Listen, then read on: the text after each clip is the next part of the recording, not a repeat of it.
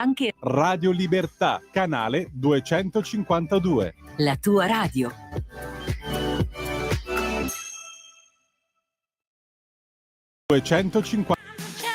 Va ora in onda l'altra metà della radio. Parità di rassegna. Conduce Laura Ravetto.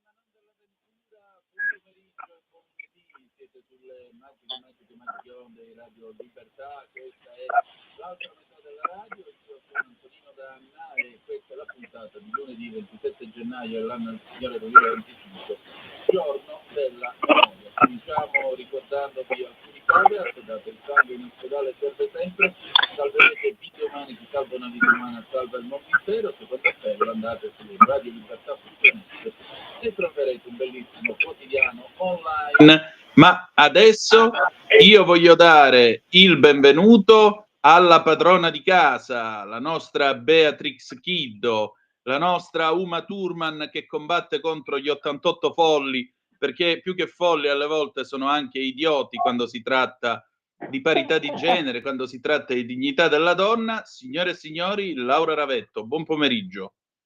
Buon pomeriggio, la padrona di casa invecchiata.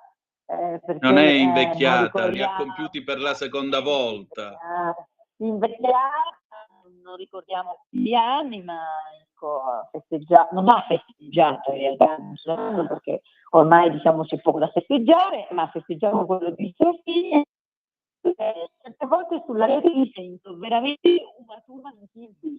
Guarda, ci sono delle persone, ma io penso siano gruppi prezzolati, perché nessuno può arrivare a tanto livore e anche mancanza proprio di rispetto. Ti dico solo questo: la Camera dei Deputati col Comitato Pari Opportunità, da me non presieduto, quindi non è una mia iniziativa, per cui iniziativa di colleghi, una collega di Fratelli d'Italia che presiede appunto questo comitato, ha organizzato alla Camera, con l'autorizzazione del Presidente Fontana, questa iniziativa secondo me davvero pregiata, Antonino, per cui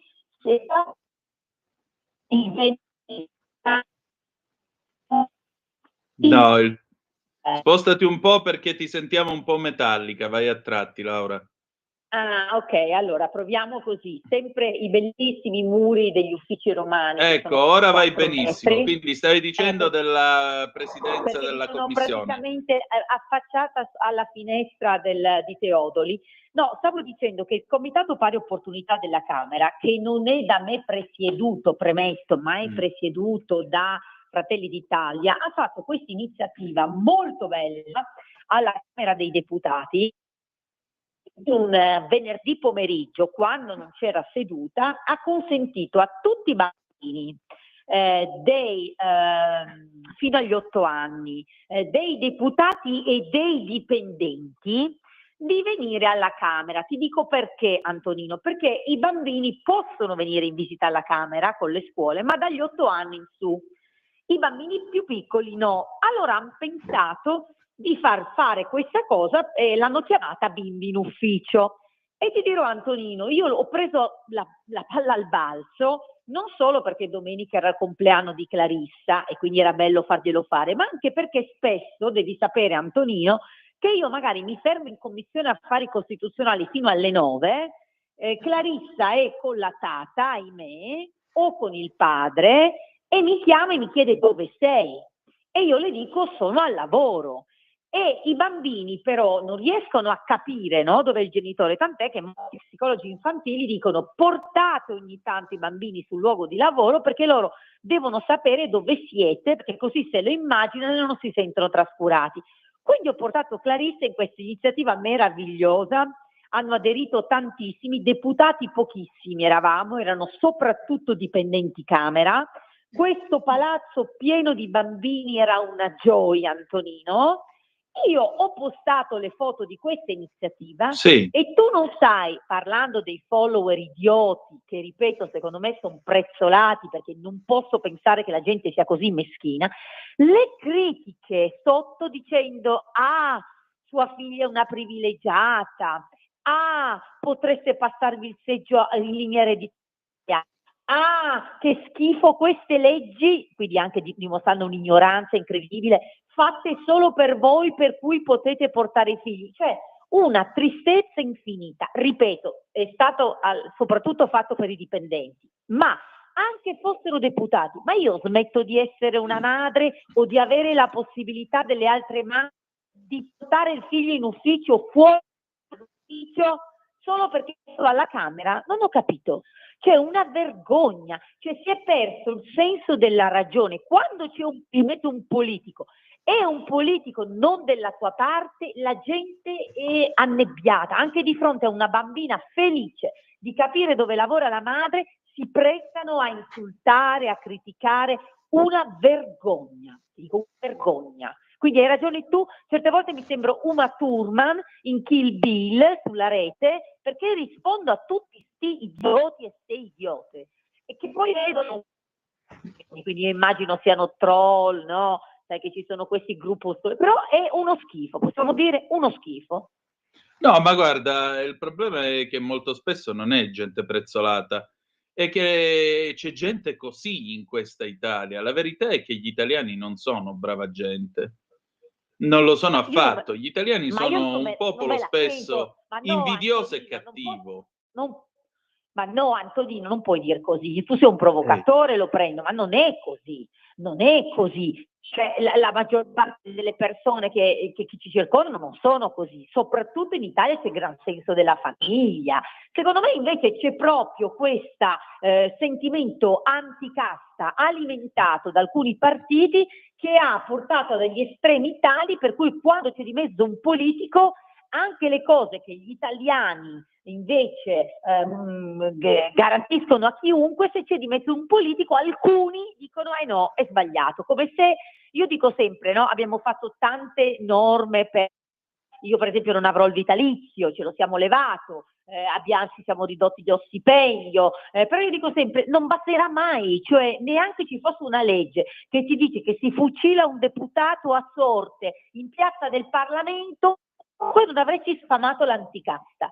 Cioè, c'è una responsabilità incredibile, secondo me, di un partito di cui non farò il nome ma solo il cognome, cioè il Movimento 5 Stelle. Ecco.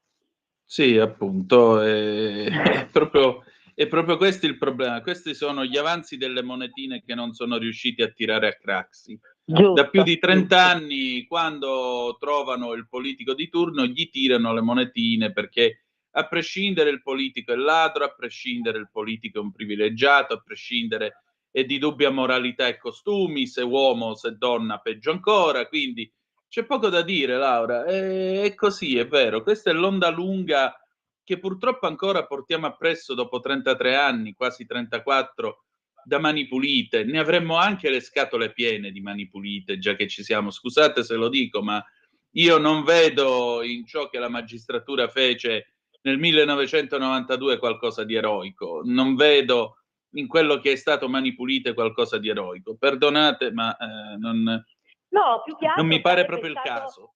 Sarebbe stato eroico se fosse stato diretto verso tutti. Ecco, mettiamola così, dirigerlo verso solo una parte. Diciamo, ma sai, qualcuno dall'altra parte aveva usufruito dell'amnistia nell'89, per cui era passata in cavalleria, come tu ricorderai. Quindi. Certo.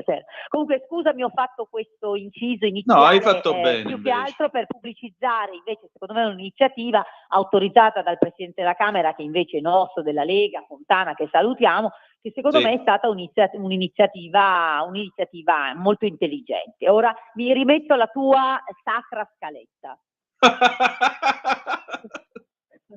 Vabbè, qui stiamo toccando vette altissime. Quale sacra scaletta? Ci mancherebbe. La scaletta che voi dovete sapere, chi ci ascolta, che poi anche grazie se qualche volta ci telefonate, che tutti i venerdì il buon Antonino mi manda la scaletta degli argomenti. Difficilmente io non sono d'accordo con lui, quindi la chiamo sacra scaletta perché in effetti è sempre azzeccata. E infatti oggi iniziamo con Trump, giusto? No, con Milei. Sì, signora. Oggi con Milei che dice faccio come fa Trump. Vai, esatto. Allora, intanto ricordo a chi ci ascolta 340 670 9659, così potete intervenire via Zappa o WhatsApp che dir vogliasi, oppure 0292947222 se volete intervenire per telefono. Dunque, Laura mi passa la palla, io ti rimporta, siamo qua su Open. La prima notizia che vi vogliamo raccontare è questa: l'Argentina vuole depenalizzare il femminicidio, crea privilegi e mette metà della popolazione contro l'altra, così Milei si allinea a Trump.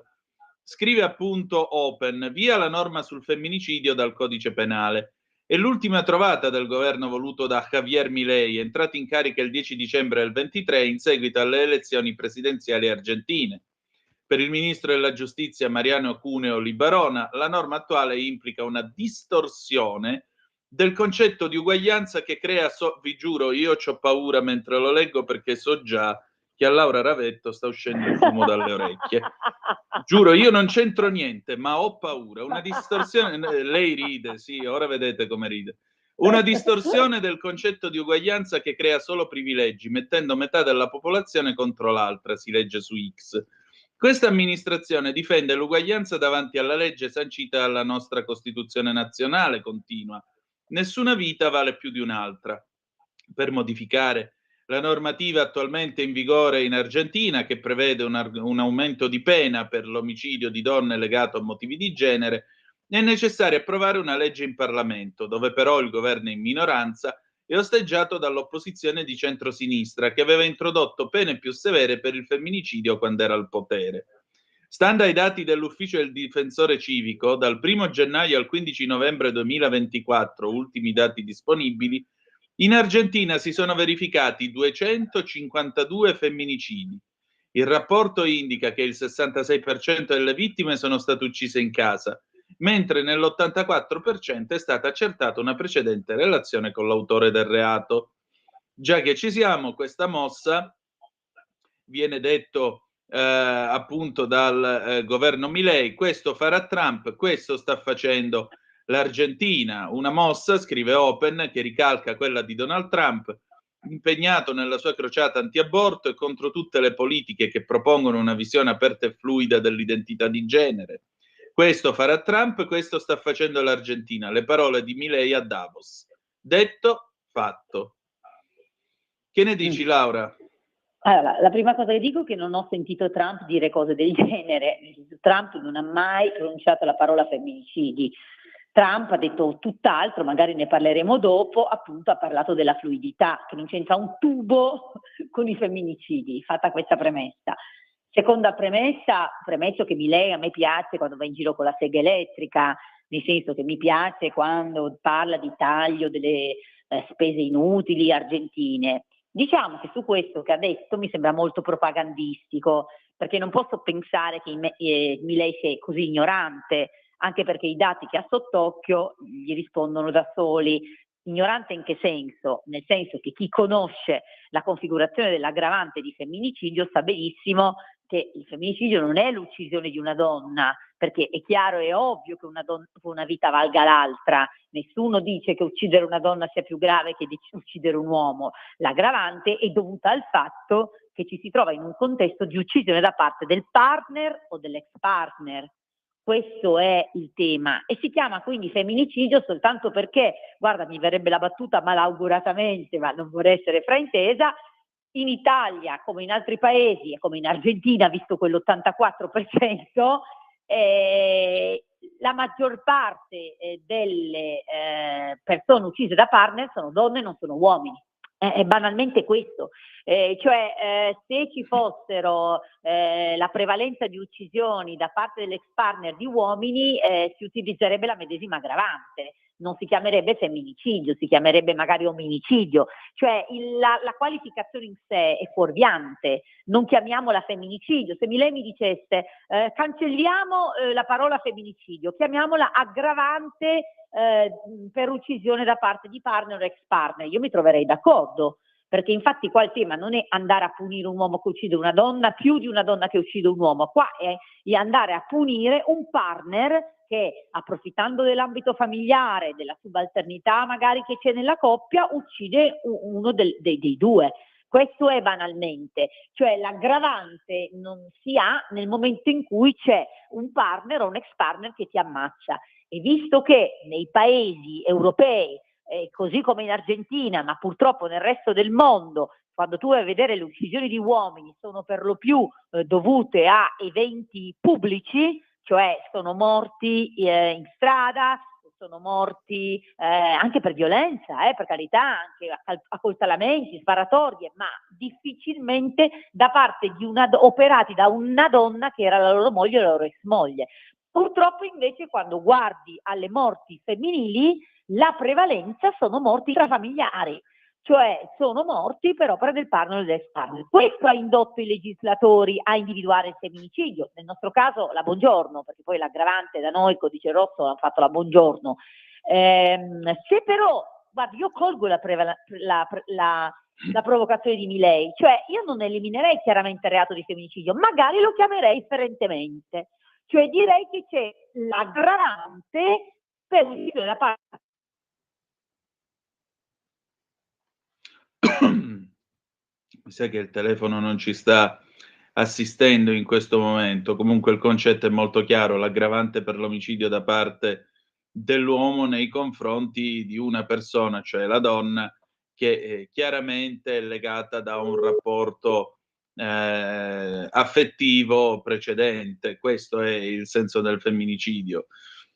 Quindi vediamo un po'. Intanto voglio salutare Sveva e Lorenz lassù in regia, augurare loro buon lavoro. Ciao ragazzi, vediamo se riusciamo a recuperare la nostra Laura che mi pare abbia le idee molto chiare sul tema. Vediamo un po' se ce la facciamo.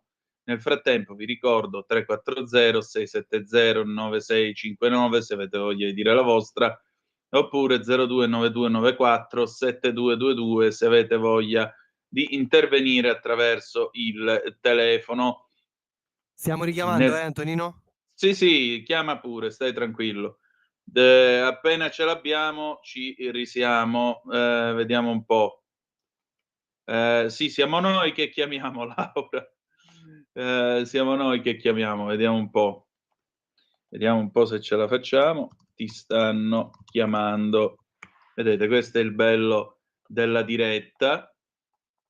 Nel frattempo guardiamo un attimo le agenzie. Eccoci qua, vediamo un po' se ce la facciamo. Nel frattempo Hamas ha consegnato la lista, sono vivi 25 ostaggi su 33, più di 200.000 sfollati sono tornati nel nord di Gaza. Eccoti, ci sei? Sì, ma io c'ero anche prima, cioè c'è questa cosa stranissima che mi succede con voi, per cui io, sì, sono in ufficio ma ho anche la wifi, io ti sento perfettamente, quindi non vorrei che ci fosse qualche boicottaggio che parte su Radio Libertà, perché io sentivo tutto. Comunque non so quanto abbiate sentito voi e quindi ora ti ribecchi la mia filippica. No, quando stavi dicendo dell'aggravante. No, stavo dicendo l'aggravante da noi l'ha fatta la Bongiorno, no? Sì. E ha fatto l'aggravante e quindi la Lega, il codice rosso, l'aggravante, ne siamo più che felici e ho spiegato anche perché i legislatori, non solo italiani ma di un po' tutto il mondo, quando guardano i dati delle morti maschili notano che gli uomini per lo più vengono uccisi, e che non è da meno, per carità, però vengono uccisi per strada, in pubblico, non intrafamiliarmente, cioè difficilmente troviamo casi di uomini uccisi dalla moglie o dall'ex moglie. Mentre quando si analizzano le morti femminili, la maggior parte delle morti femminili sono dovute a uccisioni intrafamiliari. Quando si parla di uccisioni violente, ovviamente, non sto parlando di incidenti stradali, ovviamente, sono dovute per lo più per la mano del partner o dell'ex partner. Questo ha indotto i legislatori a creare un aggravante nell'ambito familiare, non ha indotto i legislatori a dire la vita di una donna vale più di un uomo, e l'hanno chiamato probabilmente femminicidio proprio perché di fatto viene applicato praticamente solo ai casi femminili, perché difficilmente troviamo uomini uccisi dalle mogli o dalle ex mogli. Quindi io colgo la provocazione di Milei in questo senso. Non eliminiamo il reato, che poi non è reato ma è un aggravante, ma facciamo una cosa invece diversa, chiamiamolo diversamente. Chiamiamolo aggravante per uccisione da parte del partner e dell'ex partner. così non c'è dentro la parola femmina e nessuno si sente offeso. Per me l'importante è che non venga eliminato, perché purtroppo è una piaga sociale. Certamente, questo è poco ma sicuro. E se mi posso permettere, mantenere l'esistenza di questa fattispecie, anzi di questa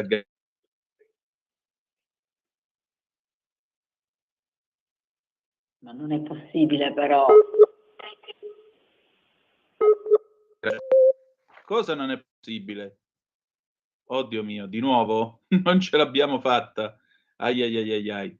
Va bene, allora alle 15:26 e 10 secondi, 0292947222 se volete intervenire, oppure 340 670 9659. Naturalmente non c'è soltanto questo, c'è anche la possibilità di intervenire in diretta, malgrado le difficoltà che stiamo avendo a livello tecnico, però ce la faranno. Allora, vediamo un po'. Sì, ecco, la ricolleghiamo. Benissimo, benissimo. Laura, rieccoci. Ci sei? Io ci sono sempre stata. Guarda, Sì. facciamole dal treno le prossime puntate, funziona meglio la linea. Cioè, non so che dirvi, io più che avere la wifi, 5 tasti e stare nell'ufficio romano attaccata alla finestra non posso fare. Dite a questi comunistazzi che ci boicottano di non boicottarci. Piuttosto, Antonino, noto che Sì. ci scrivono in pochi. Questo è un tema, secondo me, su cui immagino chi ascolta abbia da dire, perché effettivamente molto spesso è stato frainteso come cosa. Può sembrare che la vita di una donna valga più di quella di un uomo e non è così, perché tutti sono uguali di fronte alla legge, anche purtroppo quando sono vittime, purtroppo nel senso perché purtroppo sono vittime, però non vedo molto stimolati, che siano più stimolati magari su quello che ha detto Trump dei due generi. No, perché io ho ripreso le parole di Trump sui due generi, Antonino, e sono stata coperta di insulti. Coperta di insulti. Ecco, ma sai, d'altronde noi... Sai qual è il fatto, Laura? È che noi di questo wokismo ce ne libereremo in 10 anni, a differenza degli Stati Uniti d'America, vedrai.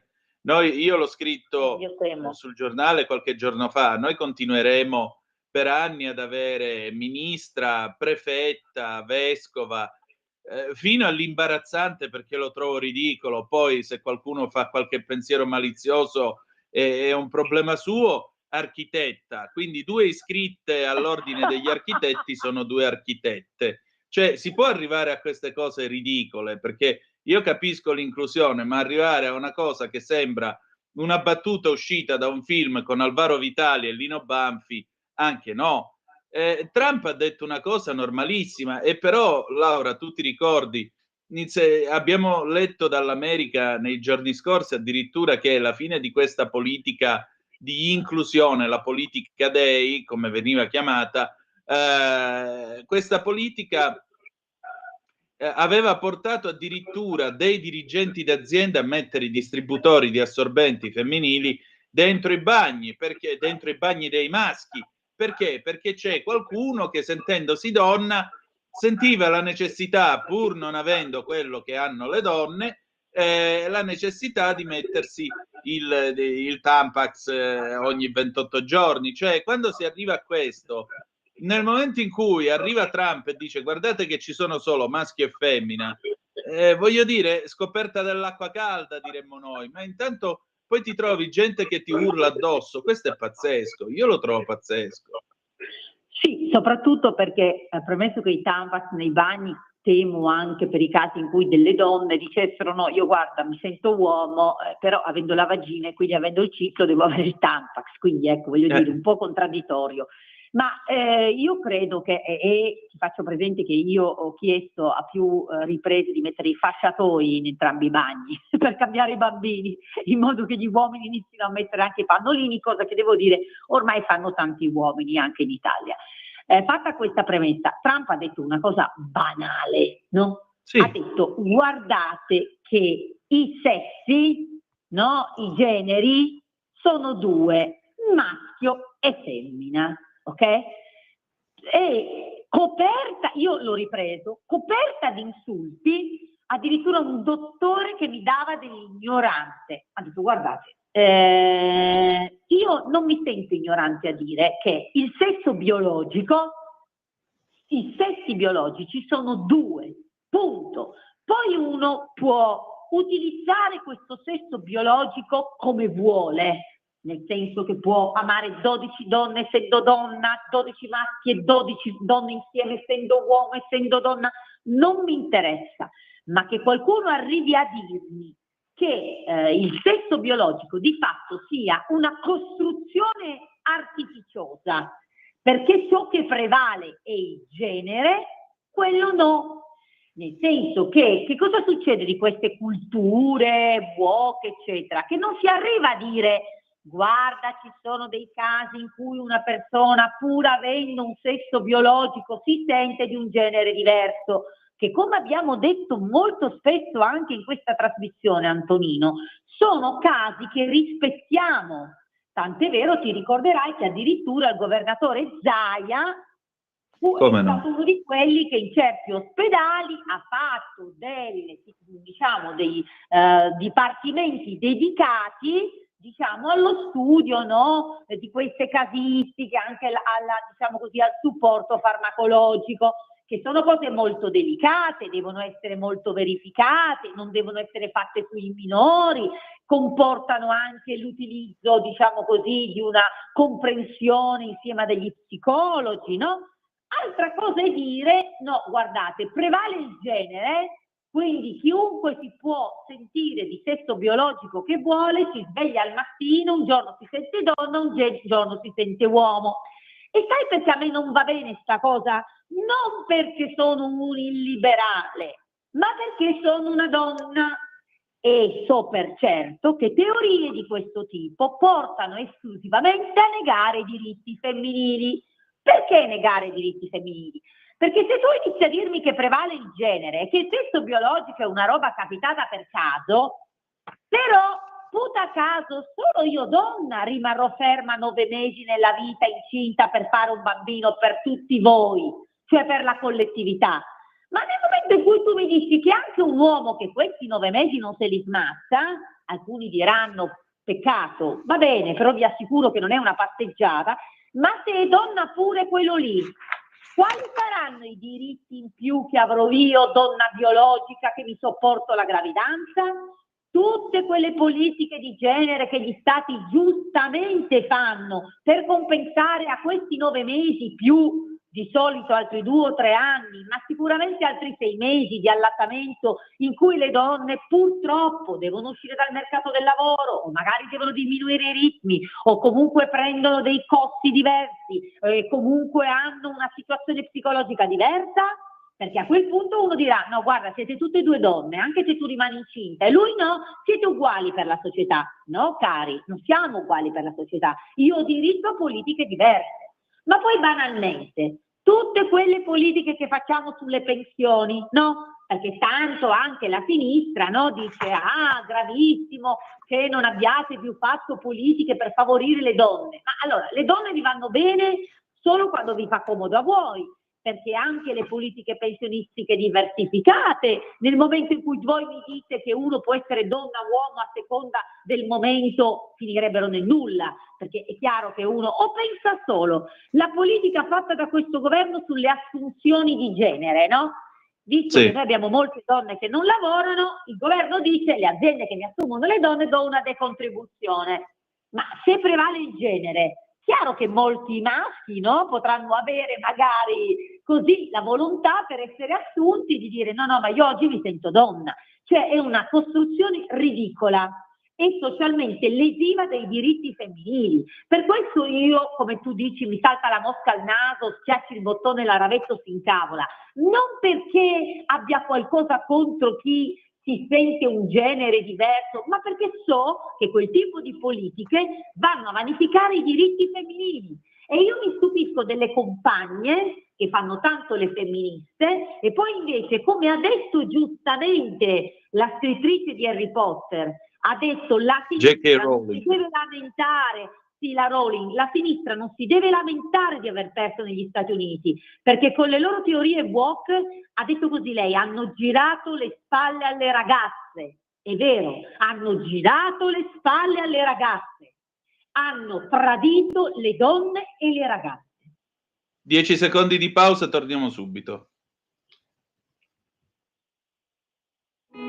In quanti ti promettono trasparenza, ma alla fine ti ritrovi sempre con la bocca chiusa e non puoi dire quello che pensi. Radio Libertà non ha filtri né censure, ascolta la gente e parla come la gente.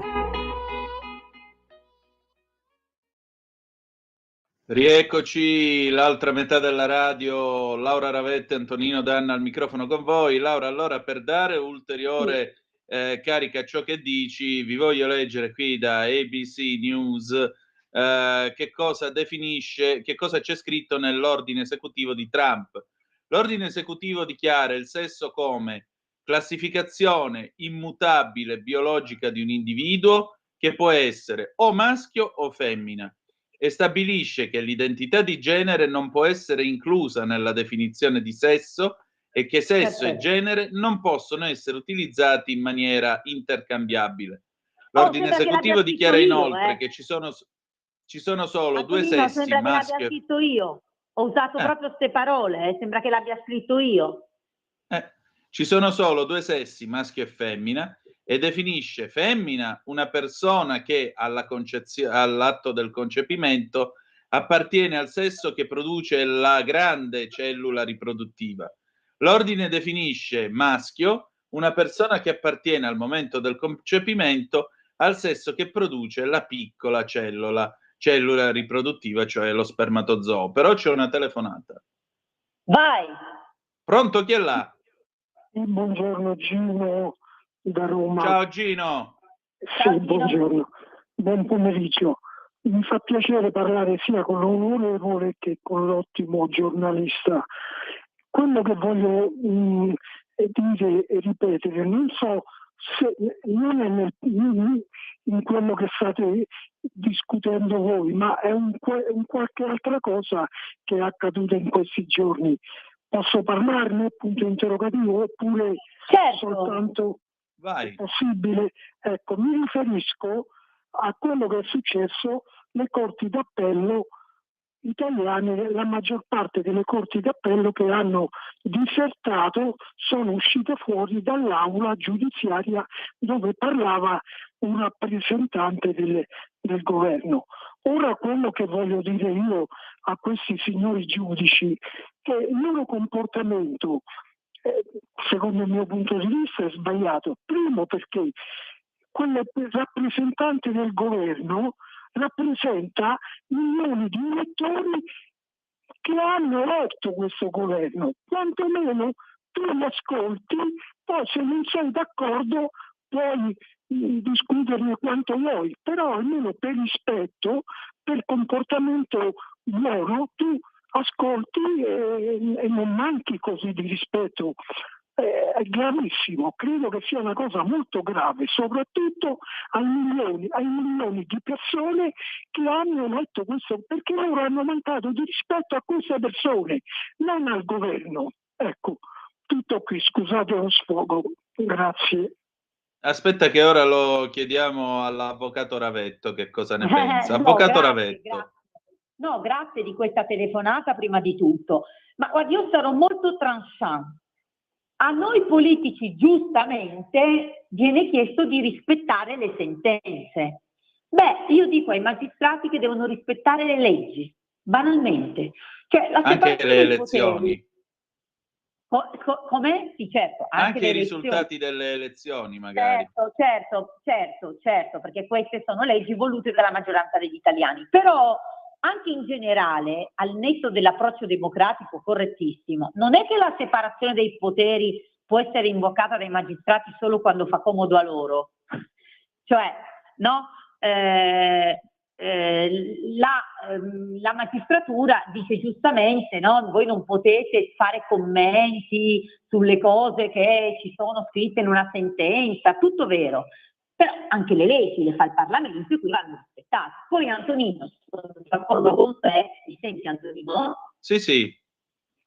Sono d'accordo con te che la separazione delle carriere e l'elezione del CSM c'era nei 3 programmi, tutti e 3, non di un solo partito, di tutti e 3 i partiti della maggioranza. C'era nel programma di Fratelli d'Italia, nel programma di Forza Italia e nel programma della Lega.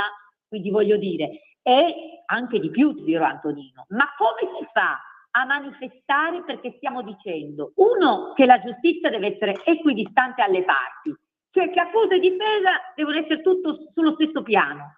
2, che l'elezione dei membri del CSM deve essere indipendente. Ma con che coraggio si manifesta contro questo? Cioè questo è manifestare contro i cittadini, perché io penso che sia nell'interesse di un cittadino che la sua difesa sia sullo stesso piano dell'accusa e che sia nell'interesse del cittadino che se domani viene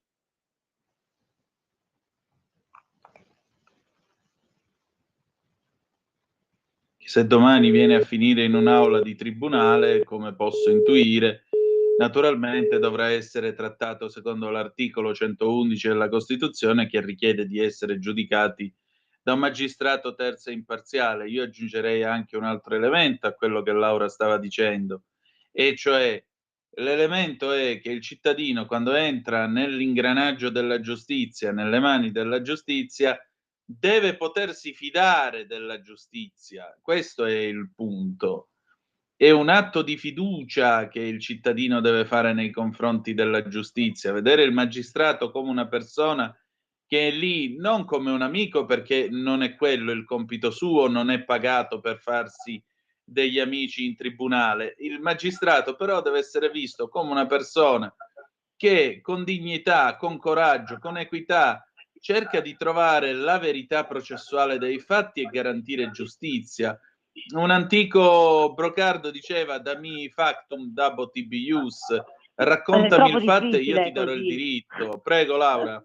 No, troppo difficile così. No, sei preparatissimo. Sì, infatti sono stata interrotta come al solito da queste fantastiche linee. Poi, ecco, speriamo allora che in vista del giubileo, no, si migliorino le linee romane, perché però, vabbè, detto questo, no, assolutamente. Cioè, quello che voglio dire è, le riforme della giustizia, il Parlamento non le fa per i politici, le fa per i cittadini. Quando i magistrati manifestano contro questo, è come manifestare contro l'interesse dei cittadini, non solo degli elettori di centrodestra, dei cittadini, perché nella riforma di fatto c'è scritto che difesa e accusa devono stare sullo stesso piano, i membri del CSM, cioè di coloro che giudicano i magistrati, devono essere assolutamente indipendenti. Non mi sembra che, voglio dire, siano 2 cose che vanno a ledere la magistratura, sono 2 cose fatte nell'interesse dei cittadini. Sì. Grazie di aver introdotto questo tema.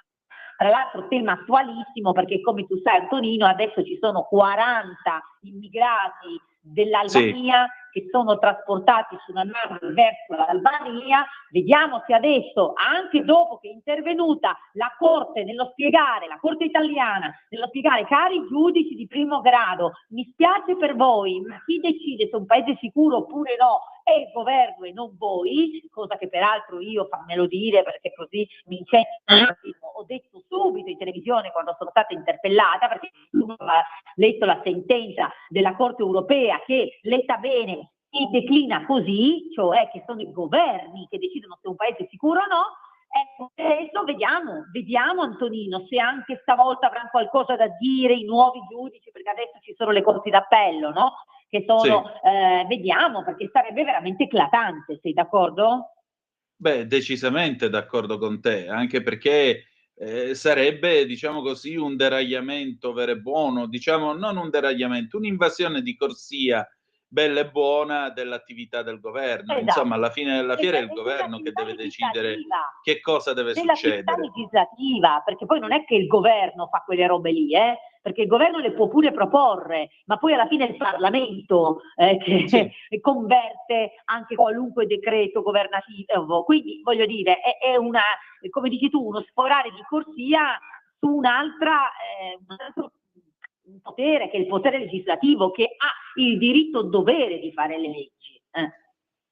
Appunto, il problema è che quando si fa il salto di corsia, dopo quello che viene è un incidente frontale, quindi sarà un altro incidente frontale tra la politica e la magistratura, e questo è qualcosa che non fa bene al paese, né tantomeno agli interessi del paese.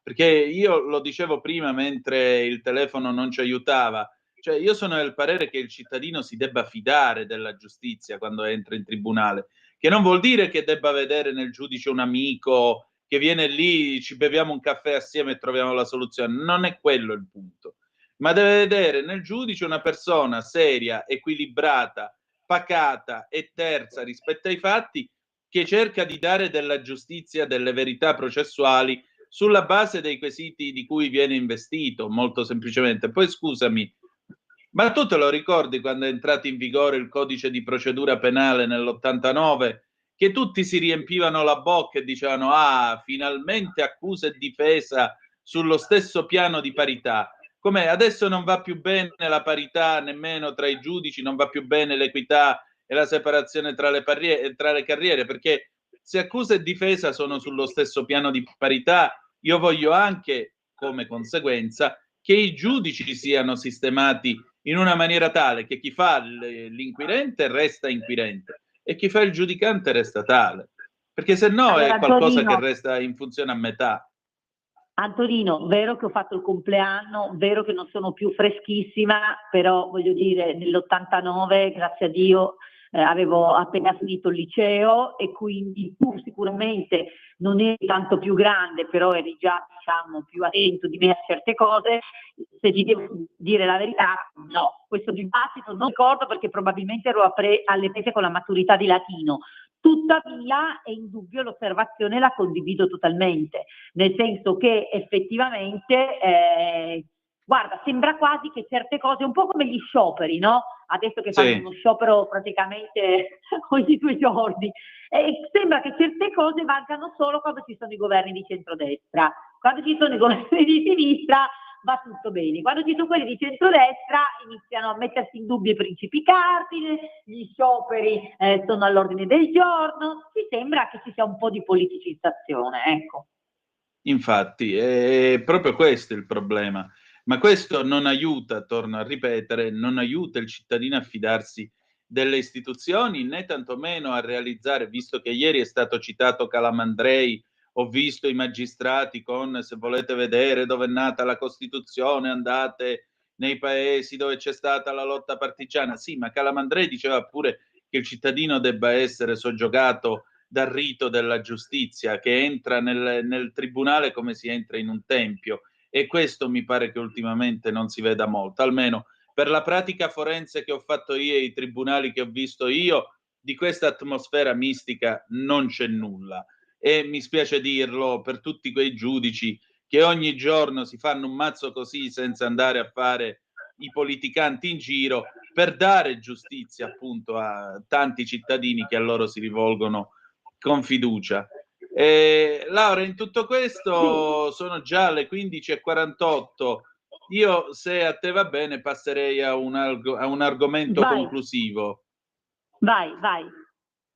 Allora, io volevo segnalare una cosa, perché in questo paese si legge molto poco, ma la lettura salva, anche la scrittura salva in determinate circostanze, ma la lettura può farlo. Allora, sono qui sul Post, le librerie rifugio per le donne che hanno subito violenza. Sono 134 in tutta Italia, parte di un progetto di formazione teorica interamente autofinanziato dalla casa editrice 79. In giro per l'Italia ci sono librai e librai formati in modo specifico per poter dare alle donne che hanno subito violenza un sostegno competente, tutte le informazioni necessarie sulla rete dei centri antiviolenza del loro territorio. Si trovano nelle librerie rifugio che, grazie a un progetto della casa editrice 79 nata nel 2013 con l'esplicito obiettivo di fornire strumenti per il contrasto alla violenza maschile e di genere, sono diventati presidi sociali. Gli spazi che dal 2023 hanno aderito al progetto sono 134, ma Monica Martinelli, fondatrice di 79, dice che altri ancora aderiranno nel 25.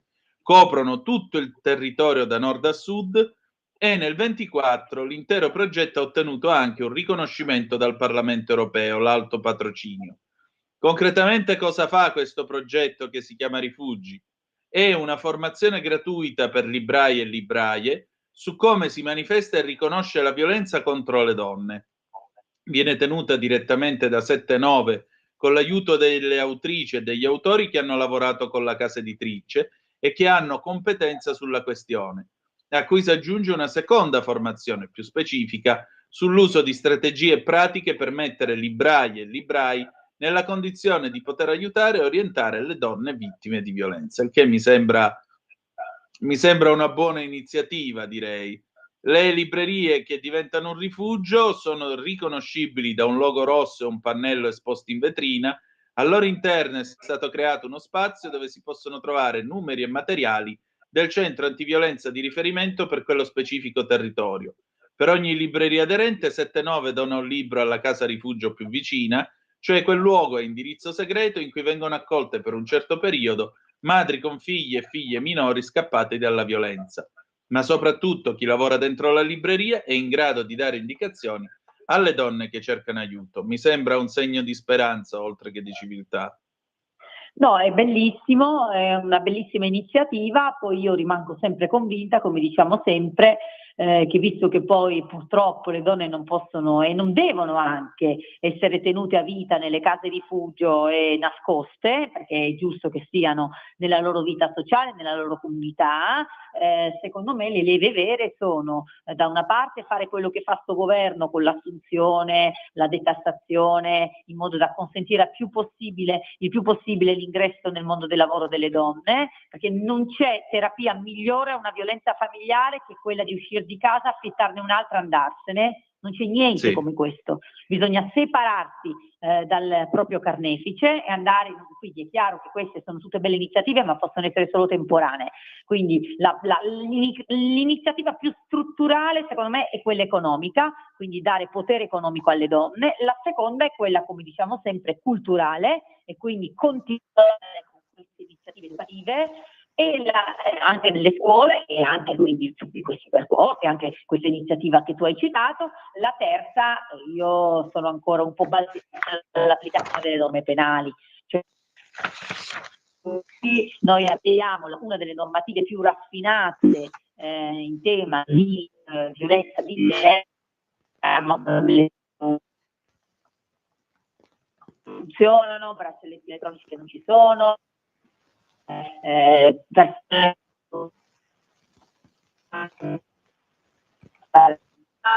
insomma ci sono dei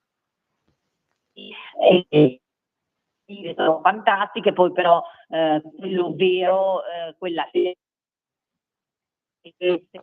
sono la responsabilità della politica, quindi la società civile si organizzi, però poi è la politica che deve insistere su questi tre fronti e quindi niente, si deve continuare ad andare avanti su questi temi con buona pace di Milei, però voglio dire sarei abbastanza d'accordo nel cambiare il nome al femminicidio. Sarei d'accordo, lo chiamerei omicidio da parte del partner o dell'ex partner, sarei abbastanza d'accordo.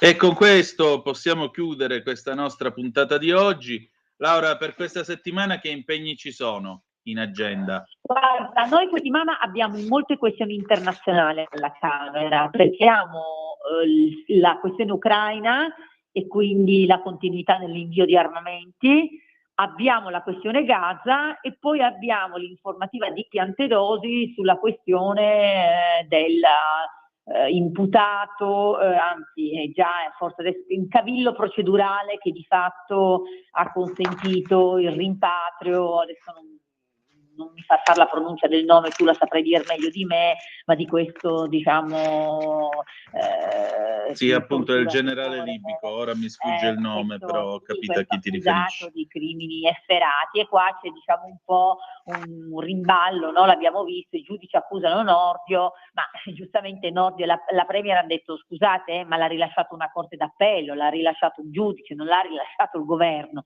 Quindi anche qui insomma si vedrà insomma un po' la chiarezza in aula. Molto bene, allora Laura, grazie del tuo tempo come sempre, al piacere di ritrovarci la settimana prossima. Grazie anche a chi ci ascolta, chi ci chiama, chi ci scrive. Ciao Antonino, ci vediamo lunedì. Ci sentiamo. Ciao cara, a lunedì, grazie.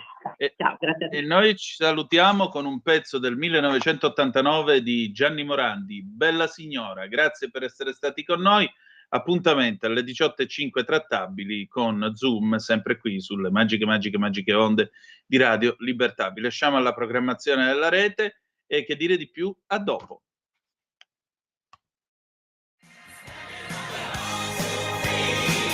Avete ascoltato l'altra metà della radio.